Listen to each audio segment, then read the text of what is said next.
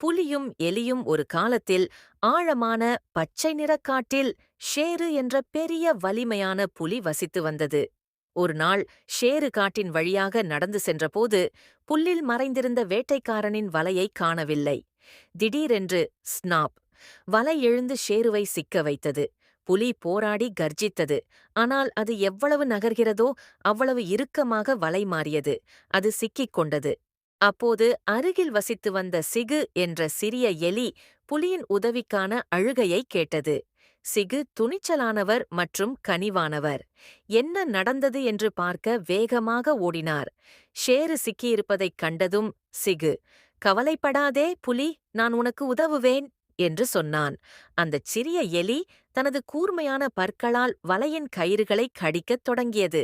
கொஞ்சம் கொஞ்சமாக கயிறுகள் அறுந்து போயின. சிறிது நேரத்திற்குப் பிறகு ஷேரு விடுதலையானான். புலி மிகவும் மகிழ்ச்சியாக இருந்தது. "நன்றி, சின்ன நண்பா. இவ்வளவு சிறிய ஒருவர் இவ்வளவு பெரியவருக்கு உதவ முடியும் என்று நான் ஒருபோதும் நினைத்ததில்லை" என்றது. அந்த நாளிலிருந்து புலியும் எலியும் நல்ல நண்பர்களாக மாறின.